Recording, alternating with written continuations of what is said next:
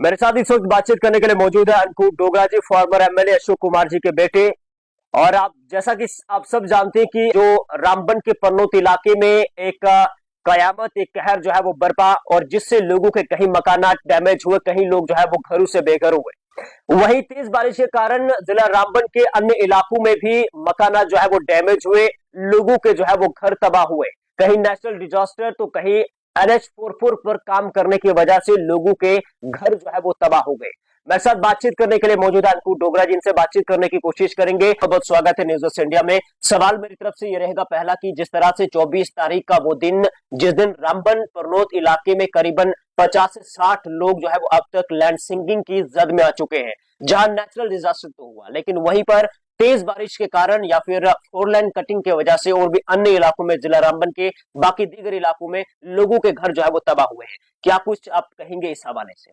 पहले तो मैं आपका शुक्रिया अदा करता हूं कि आप एक सिर्फ जो एक नैरेटिव, जो गवर्नमेंट का नैरेटिव चलता है मीडिया में, हर जगह हम देखते हैं कि हर जगह जो है गवर्नमेंट का ही नैरेटिव चलता है। वो जो चाहते हैं वही दिखाना चाह रहे हैं लोगों को, लेकिन आप हमेशा ये कोशिश करते हो कि दूसरी आवाज भी जो है लोगों के सामने आए।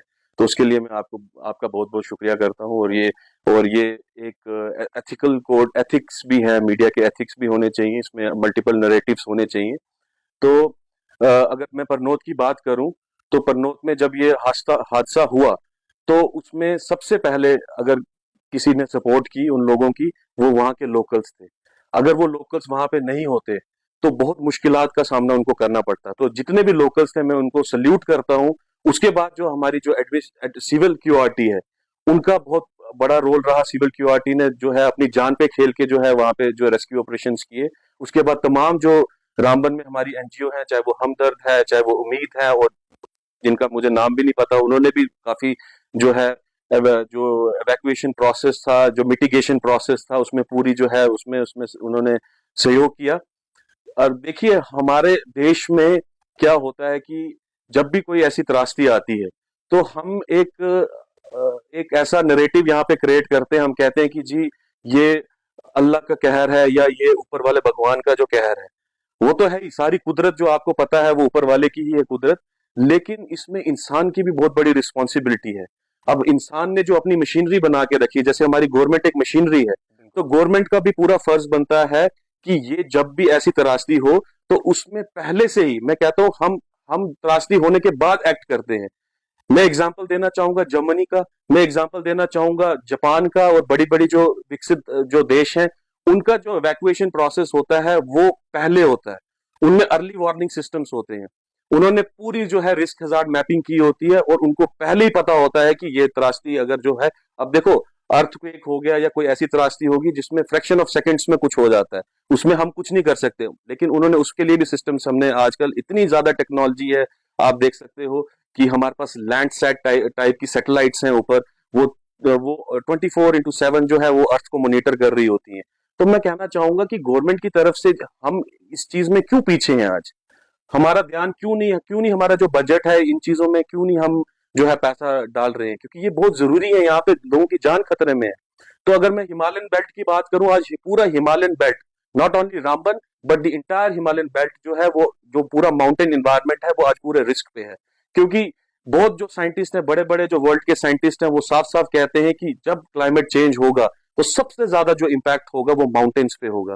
क्योंकि अगर कोई क्लाउड बरस्ट होगा तो वो माउंटेन्स पे होगा, अगर कोई एवलांच होगा वो माउंटेन्स पे होगा, अगर कोई डैम बरस्ट होगा वो माउंटेन्स पे होगा।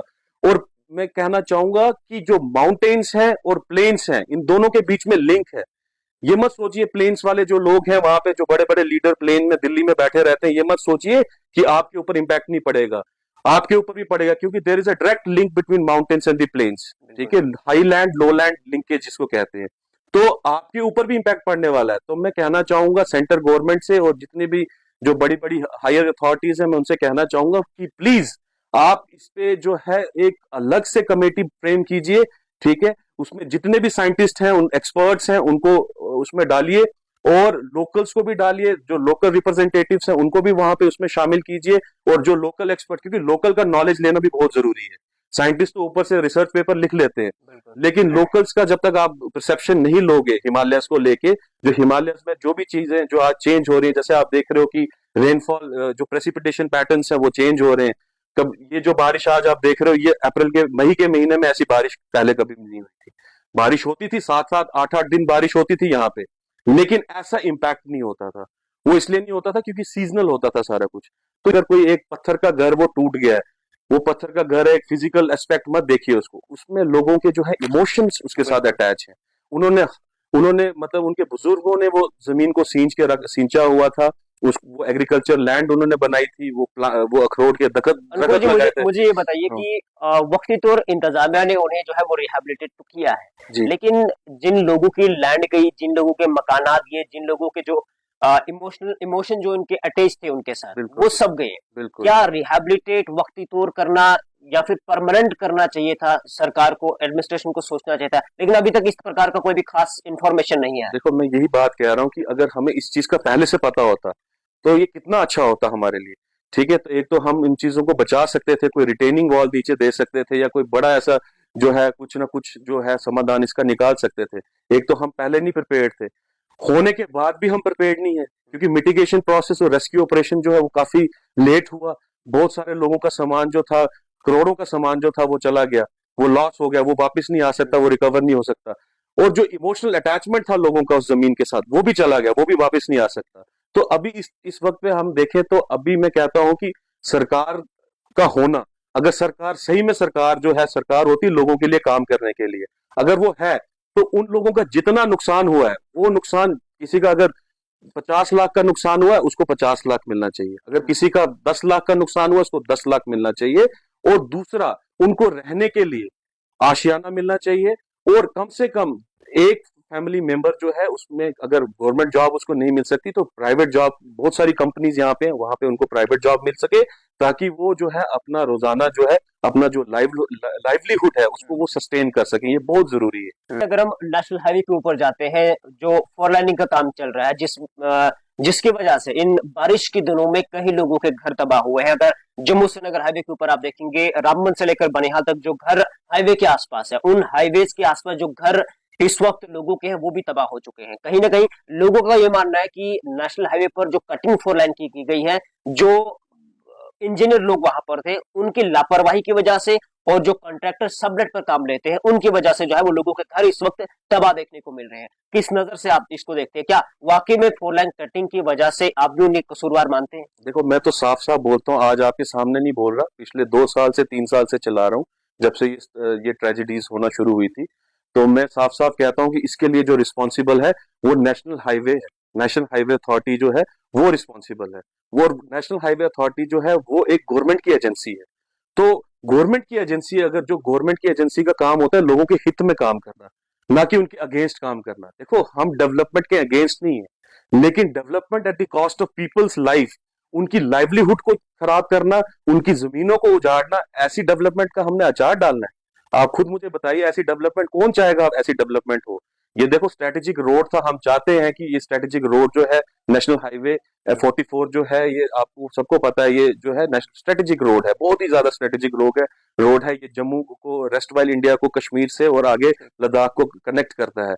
तो हम तो चाहते हैं ये रोड बने, लेकिन इसमें कोई इन्वायरमेंट इम्पैक्ट असेसमेंट नहीं हुआ, इसमें अनसाइंटिफिक कटिंग हुई स्लोप्स की। तभी देखो हर एक जगह का नहीं है, आप डलवास से स्टार्ट करो, डलवास में पूरा गांव तबाह हो गया, बर्बाद हो गया, अभी तक कंपनसेशन नहीं मिला। आगे आप आ जाओ पीड़ा में, देखो कितना लॉस हुआ।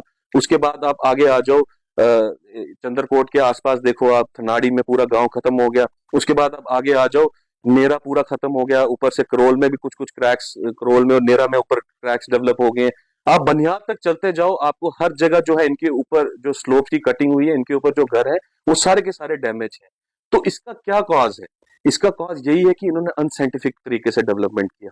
हम चाहते हैं डेवलपमेंट हो, नेशनल हाईवे अगर यहाँ पे प्रोजेक्ट्स बना रहा था तो उसको जो है इन्वायरमेंट फ्रेंडली ये काम करना चाहिए था। अब देखो चनाब, ये पूरी इकोलॉजी चेंज होगी, जो हमारा माउंटेन इन्वायरमेंट है यहाँ का, हिमालय, ये पूरा माउंटेन इन्वायरमेंट है, ये पूरा आज चेंज हो रखा है। और तभी ये सारी जो त्रासदियां हमें डेली बेसिस पे रोज हमें न्यूज में आने को, और देखो पहले भी बारिशें होती थी, 7-7 दिन बारिशें होती थी रोड का, लेकिन कभी बंद नहीं होता था। आज छोटी सी बारिश होती है, आधे 1 घंटे 2 घंटे की बारिश होती है तो नेशनल हाईवे जो है वो ब्लॉक हो जाता है। तो इसके पीछे क्या कॉज है, आप सब क्या जानते क्या क्या लगता है आपको, क्या काज है इसके पीछे कि जिस तरह से आप कह रहे हैं कि पहले 7-8 दिन लगातार एक एक हफ्ते बारिश होती थी, लेकिन अब 1-2 घंटे बारिश हैं। होती है जिसकी वजह आप से। ये देखो, जी। सामने देखो, कैफेटेरिया मोड है। अगर मेरे पास इमेजेस पड़ी हैं, अगर आप चाहते हो मैं से इमेजेस ले लेना, 2018 की इमेज दिखाऊंगा, ये पूरी पहाड़ी ग्रीन थी, ठीक है। आज ये पूरी पहाड़ी जो है रेतीली मिट्टी हो गई। तो आपने पेड़ भी नहीं रखे, अगर आपने पेड़ काटे तो उसके डबल आपने पेड़ लगाने चाहिए थे। तो रैपिड स्केल में जो है डिफॉरेस्टेशन हो रही है, और आपको मतलब ये लोग ये मतलब ये नहीं समझ रहे कि लेकिन इसका इम्पैक्ट लॉन्ग टर्म है इसका। एक तरफ सरकार तो ये कहती है कि आप ज्यादा से ज्यादा दरख्त जो है वो लगाने की कोशिश करें, जिससे आपका इन्वायरमेंट जो है वो सही रहेगा, आपका एटमॉस्फेयर, आप हवा जो है वो अच्छी रहेगी, ताजा हवा रहेगी। लेकिन वहीं पर सरकार ही तो डिफॉरेस्टेशन भी कर रहा बिल्कुल बिल्कुल, सरकार नहीं कर रही है, मैं कह रहा हूँ जो पूरी इंसानियत है ना, है, लेकिन सरकार के सामने ये चीजें हो हाँ, रही सरकार के सामने पूरी इंसानियत के लिए मैं ये सवाल कर रहा हूँ। और मतलब खुद भी हम ऐसा, मतलब ये बहुत जरूरी है सवाल करना, कि आज जो है, जो कुदरत है, जो इकोलॉजी है, जो नेचर है, जिसको हम नेचर कहते हैं, नेचर की तरफ किसी का ध्यान नहीं है। क्योंकि ये हम भूल गए कि हमारी आने वाली जनरेशन्स भी हैं, हमारे आने वाले बच्चे भी हैं, उनके लिए आप जो है एक मतलब समझ लो, आप एक बहुत बड़ा जो है उनके लिए एक ऐसा एटमॉस्फेयर क्रिएट कर रहे हो कि उनके लिए रहना कल को मुश्किल हो जाएगा। उनके लिए वो रह नहीं पाएंगे ऐसे इन्वायरमेंट में। ये माउंटेन से सारे लोग यहाँ से कल को माइग्रेट करेंगे, जो हजारों साल से यहाँ माउंटेन्स में रह रहे हैं, इनको माइग्रेट करना पड़ेगा। जिस हिसाब से हो ये जो आज सिनेरियो चल रहा है डेवलपमेंट का, रैपिड स्केल का, पॉपुलेशन का भी इसमें एक फॉल्ट है कि जो पॉपुलेशन है हमारी, रैपिड स्केल पे जो पॉपुलेशन बढ़ रही है, डिफॉरेस्टेशन हो रही है, एग्रीकल्चर लैंड जो है वो बच नहीं रहा है, तो उसके लिए और पेड़ काटे जा रहे हैं ताकि हम मतलब एग्रीकल्चर लैंड को बढ़ाएं। तो ये सारी चीजें जो है माउंटेन एनवायरनमेंट में जो है ये पहले इतनी नहीं थी, ये पिछले 20-30 साल में जो है ये चेंजेस आई हैं, और इनका लॉन्ग टर्म इम्पैक्ट होगा। इस चीज को समझने की जरूरत है। मैं कहता हूँ आज के जितने भी युवा हैं, जो यंग बच्चे हैं, इस चीज को समझिए प्लीज। अपनी रील्स वाली दुनिया से और पबजी वाली दुनिया से, और जो जो फेक मीडिया जो आप देखते हैं, जो भी आपकी टीवीज में चलती है, फेक मीडियाज भी चलती हैं, उससे बाहर आइए, और जो हकीकत है जिससे आपके आने वाली जनरेशन को जो है आगे आगे नुकसान पहुंच सकता है, उस तरफ ध्यान दीजिए। ये थे अंकुर डोगरा जी, और इनके साथ खास मुलाकात हुई। आप सब जानते हैं कि परनौत इलाके के अंदर जो तबाही देखने को मिली पिछले दिनों, और करीबन एक हफ्ता जो है वो आज बीत गया, और जहां इनका भी ये मानना है कि जहां पर लोकल्स का काफी ज्यादा जो है वो योगदान रहा शुरू में, और उसके बाद जो हमारी यहाँ पर तंजीमें हैं, जो रजाकार हमारे हैं, जो एनजीओ यहाँ पर काम कर रही है हमारे डिस्ट्रिक्ट रामबन के अंदर, चाहे फिर वो उम्मीद हो या फिर सिविल केवाटी रामबन हो, उनकी तरफ से जो है वो बहुत सारा जो है योगदान दिया गया। वहां पर लोगों की वक्ती तौर हेल्प की गई, लोगों के सामान को निकालने के लिए जो है वो हेल्प की गई। लेकिन वहीं पर इनका ये भी सवाल है कि हमें इस चीज के लिए जो है वो पहले से प्रिपेयर होना चाहिए। हमारी सरकार को कोई ऐसे इकदाम उठाने चाहिए जिससे हम सभी जो है वो प्रिपेयर रहे, हम सभी जो है वो तैयार रहे कि आने वाली इस तरह की आफत से जो है वो हम लड़ पाए। और फिलहाल जितने भी लोग इसमें अफेक्टेड है, उन सभी लोगों को पनाही दी गई है, शेल्टर्स दिए गए हैं वक्ती तौर। लेकिन वक्ती तौर शेल्टर देना और परमानेंटली काफी अंतर है, और सरकार को, एडमिनिस्ट्रेशन को इस चीज को लेकर, इस मुद्दे को लेकर जो है वो सोचना चाहिए कि इन लोगों का आने वाले समय में क्या कुछ होगा, या फिर जो हाईवे के आसपास जो घर तबाह हुए हैं 4 लेन कटिंग की वजह से, उसको लेकर कमेंट बॉक्स में अपनी राय जरूर दें।